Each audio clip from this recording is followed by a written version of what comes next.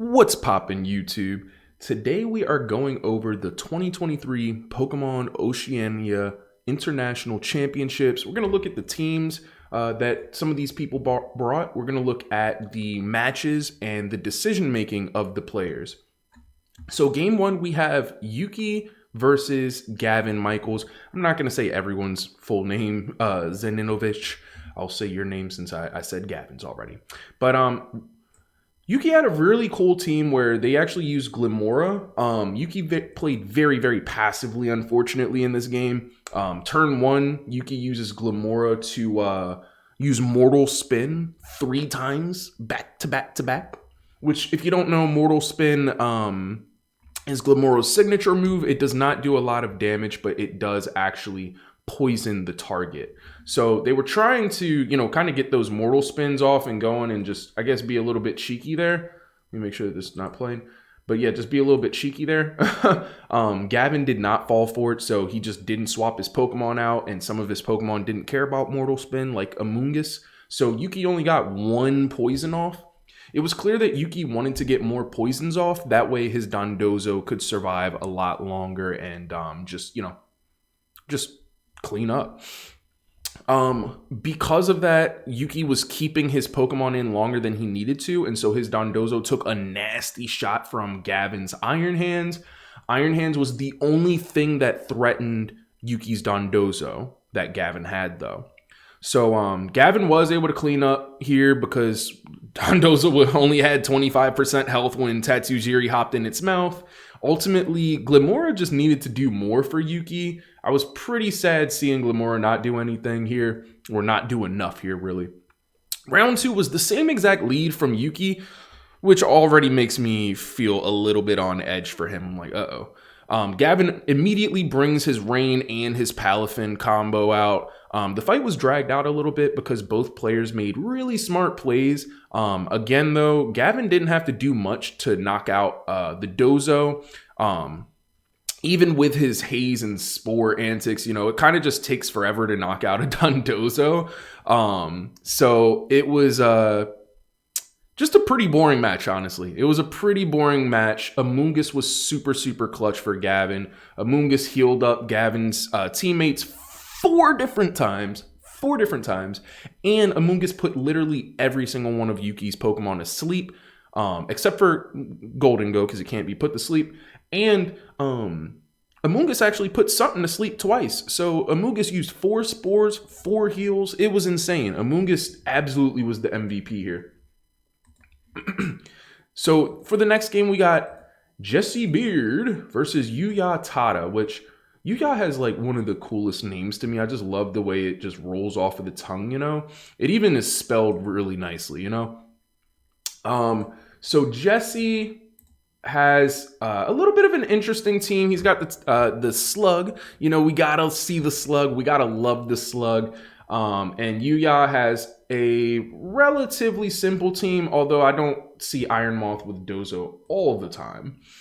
So Yuya actually smartly led with Dondozo and Fluttermane straight up just to bait Jesse on the first turn. Jesse went for a Will-O-Wisp, and Yuya immediately swapped out into his Arcanine, who could take the Will-O-Wisp.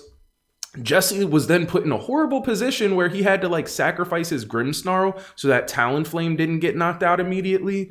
And honestly, Yuya just cleaned up very nicely. He just put on a masterclass performance in this match. Jesse never had an opportunity to take on full control of the match. And yeah, Yuya just absolutely cleaned him up here. Round 2, both trainers did bring new leads. Yuya brought Dragonite this match because Grimmsnarl was not a factor or a threat last match. Jesse actually calls turn 1 perfectly and doubles into Dragonite. Yuya had protected his Fluttermane instead of Dragonite, so Jesse was actually ahead on turn 1. And it's interesting to see how Yuya takes the lead turn 1 and cleans up the game. Second game, Jesse takes the lead turn 1, and he does end up cleaning up the game. Yuya did miss a Muddy Water, which would have knocked out Jesse's Fluttermane, but ultimately Yuya got cleaned up in about 3 turns on round 2. Jesse really won the game in 3 turns. It was crazy. So now we're like, okay, so how does round 3 go? Round 3, Yuya brings 2 physical attackers with Dozo and Dragon Knight. Jesse brought his round 2 lead since it did so well the last time. And we have a nice little advertisement for Pods Moving Storage. But and let me know if you guys are gonna see this movie if you're looking in the comments right here. I probably won't until it comes out on like HBO Max for free. So Jesse had a really cool strategy here. He was just cycling Intimidate against Yuya's Dondozo, but Dondozo was just kind of yawning over and over and over again. It was a really slow, drawn out match. Jesse could have positioned himself better when he was fighting the Dozo. And this is round 2 footage. Jesse could have positioned himself better whenever he was fighting against Dozo, but basically Jesse was like, okay, Dozo is making this game so slow. I know I can defeat it. Let me just go on ahead and defeat it. The problem is Dozo was using Yawn, so it did put Jesse's Iron Hands to sleep. Jesse said, forget about him. I don't need Iron Hands out here, which may have been somewhat true because basically, long story short, Jesse didn't have to KO Dozo on the turn that he did. He did not have to. Dozo was not doing anything to his team. Jesse could have just waited another turn and let his Iron Hands wake up and then knocked out Dozo and had no sleeping Pokemon. But because he didn't do that, Dozo was actually able to pick up, some clutch sleeps there.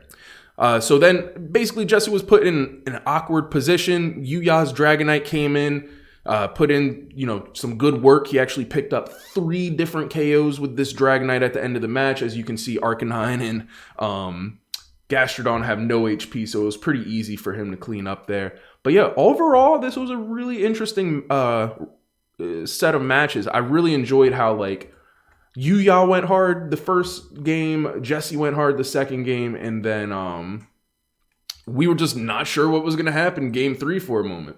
I have no idea why I'm getting so many ads. I'm like, do I need a pop-up blocker? That's actually crazy. I've never seen this many. I'm about to go look at my old videos to see if I'm seeing as many. Then we got Alfredo. Alfredo is my boy. I can't say enough about him. First of all, his name is Alfredo. That was the first thing I ever noticed. Then he's wearing a suit. He's up in here in a suit, so classy, You know what I mean? He's got a pretty interesting team where he's got Indeedee Armarouge, pretty normal antics there. He's got a potential Tailwinder with Hydreigon and Great Tusk for great amounts of power. Julio is rocking the T-Tar. Gotta love to see it. He also has Volcarona, which is another cool Pokemon to rock around with. And then everything else is pretty, self-explanatory. So Julio led with T-Tar and Amoonguss and had an amazing Protect on turn 1 because Alfredo actually doubled into Amoonguss.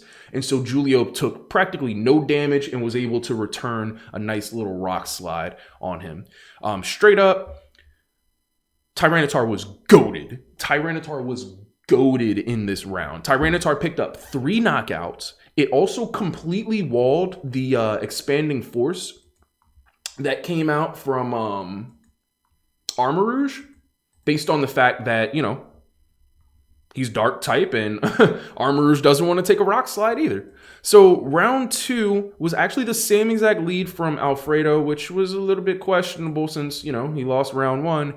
Julio brings Iron Bundle and Flutter Mane to match the power Alfredo was coming out with. Julio actually got a nice little crit on Alfredo's Indeedee to stop Trick Room. Alfredo returns the crit and gets a double knockout. Alfredo had great positioning this game and kept Tusk safe in the back because Tyranitar was the biggest threat, so he needed to keep Tusk safe in the back. And honestly, Alfredo got so lucky in this game because Indeedee was crit, knocked out, didn't get the Trick Room up, and then that meant that Alfredo actually ended up having more speed because he had Iron Bundle, Tusk in the back, and someone else who had a lot of speed or decent speed, Armarouge. So basically, if the Pokemon gods weren't smiling down on Alfredo, and literally stopping him from getting Trick Room up, which seemed terrible at first, Alfredo wouldn't have won. Like, even look at him now, he's like hands on his head. He's like, I can't believe this game kind of turned out the way that it did. And you need Tusk to do a lot of damage here. So, yeah, it was absolutely bonkers of a match. A bonkers match. Round 3, both of them brought Fluttermane and Iron Bundle. Alfredo had a Fairy Terra to KO Iron Bundle on turn 1. Julio actually repositioned his Tyranitar in and uses Amoonguss to sleep both of Alfredo's Pokemon. Julio did not have a lot of strength in this matchup. As you can see, it's like a 1v3 right now.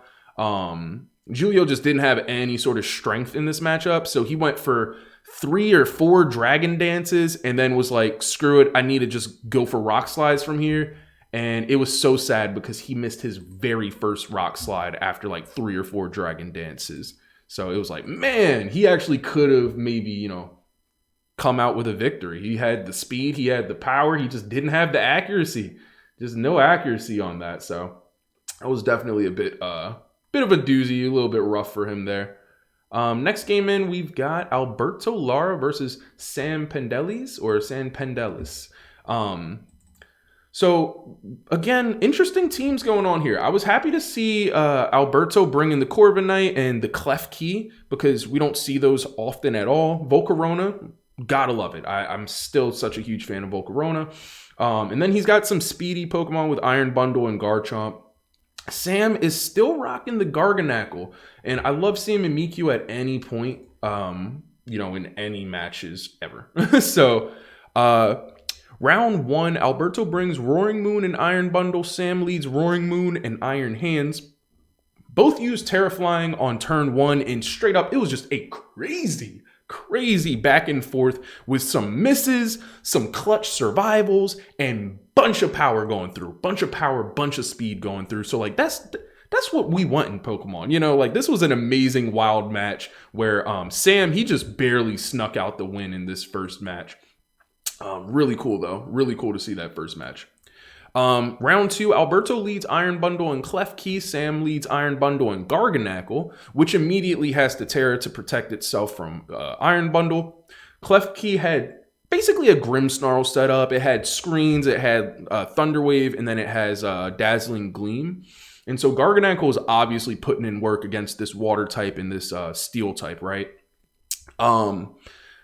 Alberto also brought his Scarfed Garchomp in the back, which was so questionable to me because I was like, you didn't bring any of your flying types. I was like, Garchomp is going to hit everybody. But his Volcarona does have Grass Terra, so he can risk, using Earthquake into Volcarona maybe once, But right now he's a little bit behind, so he probably doesn't want to do that. It was a very weird Core 4. And honestly, Alberto barely pulled out the win because of Volcarona. The Quiver Dance plus Giga Drain plus Leftovers combo was actually perfect to completely wall and defeat Garganackle because basically Leftovers helps you mitigate some of the Salt Cure, plus you've got Quiver Dance and Giga Drain. You're getting stronger every turn and just taking your health back from Garganackle. And yeah, it was a sickening combination to actually see and work out.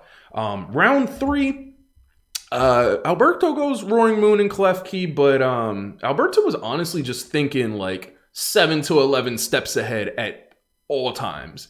Garganackle was really quite predictable, so Alberto was able to maneuver through it very, very well. Alberto had speed in his favor without needing the Tailwind the entire match, and it was just straight up kind of a wild, wild west series to see because Garganackle at all times seems so powerful and just such a formidable opponent. But Alberto had a really good answer into Garganackle. Next, we got Colin, who is from the Battle Room, and we've got Arveline. So this was a little bit of an interesting one to watch because I don't know how many people that were in this contest, also make content, but I know that I've seen Colin's content and I enjoy it a lot. So I kind of was biased here. I wanted Colin to win, but I didn't want Arlene to lose. You know what I mean? So they both have very, very similar teams. With Colin swapping out Fluttermane, or swapping out Golden Go for Fluttermane, and also having the King Gambit instead of the Volcarona. So round one, this is again one of my more favorite series. I was on the edge of my seat the entire series. Like, I really loved these two guys going at it. Round one, Colin leads Fluttermane and King Gambit. Arlene has Mousehold and Dragonite. And this was really just refreshing to see. It was nice to not see Iron Bundle deciding every match immediately, even though you see it on screen already. It was just nice to not see the Iron Bundle lead. Arlene's Dragonite went kind of crazy here. It actually picked up 2 KOs with its flying Terra Blast. Ironically, Colin used his own Dragonite to KO Arlene's Dragonite. This was a really fast-paced match. There was a KO on every single turn of the match. There was a KO on every single turn of the match, except for the last turn, because Colin's Dragonite survived on 4 HP after a double target from Great Tusk and Iron Bundle. So that was kind of massive and insane, but Arlene ended up winning because it was a 2-on-1 and Dragonite has no spread and no speed. Round two, both players changed their lead up. Both players brought Mousehold, but Colin had Fluttermane and Arlene had Golden Go. So you can see where this is going, right? Both Pokemon have access to a super effective Shadow Ball, but both Pokemon are next to a normal type who can use Follow Me and make the Shadow Ball do nothing. Colin doesn't. He goes for the Shadow Ball. It was a super brave Shadow Ball. Arlene tried to cheese Colin and not use Follow Me, so Colin got a big win out on turn 1. This was another really fast-paced game where Colin won the game in about 5 turns. But again, pretty fitting because, you know, he just lost the other game in a few turns, you know, in about 5 turns. So round 3, Colin goes for big power and Terra Ground on Tusk turn 1 with Dragonite using Tailwind support, which was crazy because, you know, you don't see a lot of Tailwind Dragonites anymore. So that was interesting to see that. Arlene uses Golden Go and Mousehold, but unfortunately that was just not the best lead into Colin's, to match Colin's lead. Both players played amazingly well, and this game actually came down to a speed tie. Like, it literally came down to whose Iron Bundle was faster than the other in the speed tie. So another great set, like, oh, such a good set. Had me on the edge of my seat the entire time, like I said, and yeah, it was just really cool to see. I was happy that my boy won, of course. Sorry, Arlene. I would have liked for you to win, but there can't be two. So now we've got Yuya Tada, which I already said, you know, I love his name. And we've got Tomas Graville. Both really pretty simple teams when you look at the construct. Not much to talk about here. Really not much to talk about here. So round 1, Tomas leads Mousehold and Annihilate. Yuya brings Iron Moth and Fluttermane to get that nasty Acid Spray Moonblast combo set up. Tomas uses, he starts setting up his bulk ups. He uses Intimidate cycling and Breaking Swipe, which Breaking Swipe is a spread attack that hits both targets and lowers their attack. But yeah, Tomas is using bulk ups, he's using Intimidates, he's using Breaking Swipes to just continue to weaken Dondozo. There was a point where Dondozo was actually at -6 attack pretty quickly in the match. And then Dondozo just had Yawn, so he didn't have Protect, so he managed to somehow last several turns with Dondozo, but Tomas did a great job just managing through the long match and ended up getting a super late game Tailwind and the dub. His Tailwind was like on the last like 2 or 3 turns of the match, and it was super clutch because it was all that he needed to finish out the game. Round 2, we have the same leads. Tomas smartly uses a defensive team so that Annihilate can survive the double target Acid Spray and Shadow Ball. Yuya KOs Mousehold and brings Dondozo out since Annihilate actually went to Fire Terra type. Dozo had a lot of super effective attacks onto Tomas's team, so yeah, the Fire Terra type on Annihilate actually spelled defeat for Tomas. It was nice because he was able to use the defensive Fire Terra typing to survive turn 1, But then when Dozo came out, Dozo just cleaned up the game from there.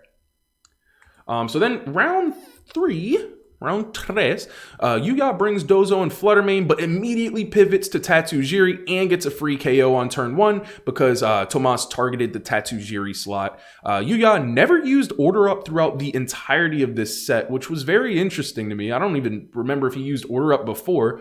And so Yuya basically just yawn stalled for like 10 or 15 minutes. Tomas is a great smart player. He started to predict the yawn stall and started to weave in some protects and things like that, so that way he could,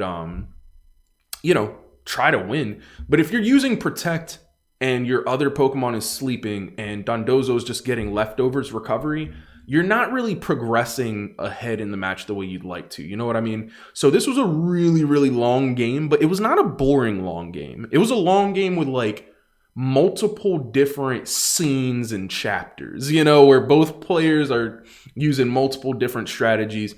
Yuya, of course, pulled out with the victory based on the, kind of what I explained, that Tomas just couldn't get enough strength to slow down and stop the Dondozo, and he was just basically losing time over time.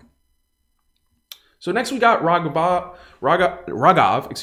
and Alberto Lara. So I'm a huge fan of Ragav, mainly because he's from my state. He's from Maryland, so you're always happy to see someone putting on your state. And so we talked about Alberto Lara's team, and Ragav has a very, very predictable, usual team. So we're not really there's not much to say about his team, We know what all of those Pokemon do as individuals and together. So round 1, Ragav led pretty passively with Maushold and Arcanine, which was a problem because he just wasn't able to get any damage in. Alberto goes for damage with Volcarona and Corviknight. So Ragav was pinned down on turn 1 because he lost his Maushold very quickly, and Arcanine wasn't able to do a whole lot. So for real, Alberto just ran away with game 1. It was really quick. Ragav in the second round, he did have a much better luck with his Arcanine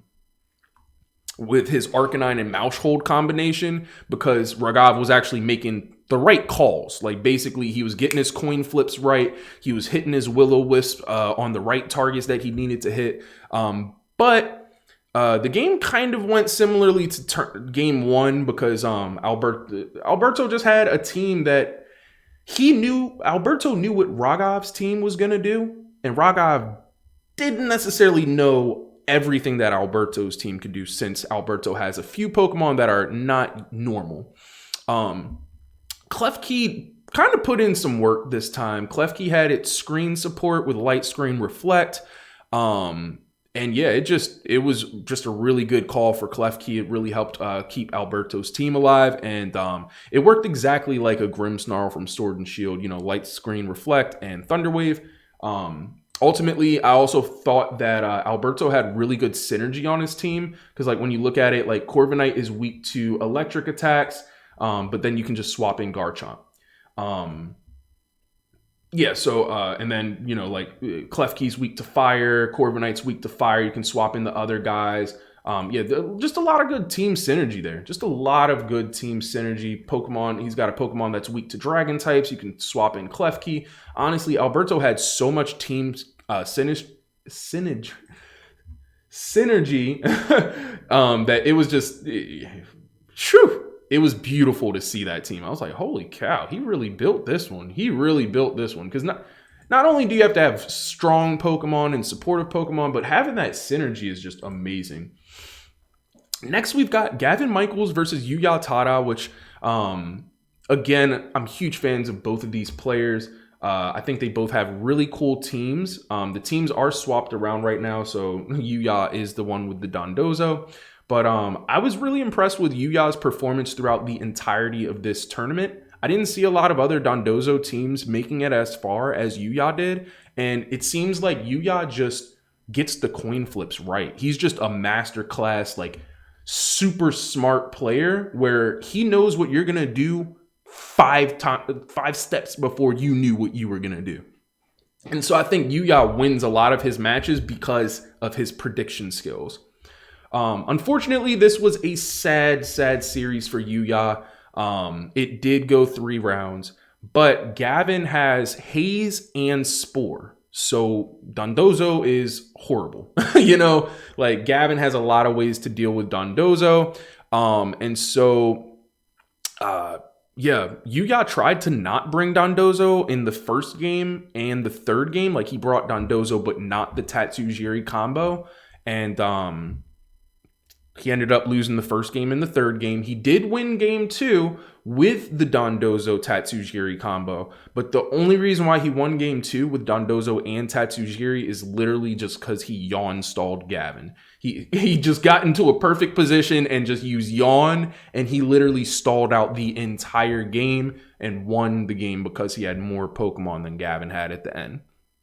So overall, I mean, huge respect to Yuya for just doing his best, right? Just trying. He's like, I know this is not a good, favorable matchup, but let me just try any and everything to catch him off guard, to try to get this win. He's like, screw it. If I got a yawn stall to get one of the wins, I will. But he's like, I'm not the type of player that I'm going to be disrespectful to my opponent and yawn stall twice. So huge props to Yuya for being a polite, respectful player, respecting people's time, respecting the announcer's time, respecting the viewer's time, and not going for the gusto and just being like, I can become a champion if I just yawn stall. It'll get me into the next match. You know what I mean? Because it's like at the end of the day, people would not have been happy to see the yawn stall and that was like, if that was the reason why he won. You know what I mean? And so for our last match, as you can see, we've got Alberto Lara versus Gavin Michaels. So we have seen both of these teams before, but let me just go back a little bit. That way we can look at them again if I can. So again, I mean, we've talked about both of these players throughout the tournament a lot. And what more can I say? This is definitely a nice game to watch. I will say, let me break down the teams just a little bit. I encourage everyone to watch this because it is the championship match. But if you look at the teams, we've already talked about both of the teams a lot. I think the biggest problem is like, yes, Alberto has a lot of great team synergy, but you can't just swap out all the time in Pokemon because every time you swap, you're not getting that momentum from an attack. And ultimately, when you look at the team, Gavin has Rain and Volcarona hates the rain. Klefki actually can't do much here because Klefki likes screen support. And honestly, Gavin's team was just munching up through the screens. With the rain, with the water Terra type on Palafin, with the power of a 120 base power wave crash, Gavin, like, it didn't matter that Alberto had screens up. Gavin's Pokemon were just mashing through the screens. They were just mashing through the screens. And Alberto doesn't have no slouch Pokemon. Like, they're pretty defensive. They're pretty strong, you know? Game 2 ended up being a lot more of the same. Unfortunately, Klefki just couldn't really do anything to help in Game 2.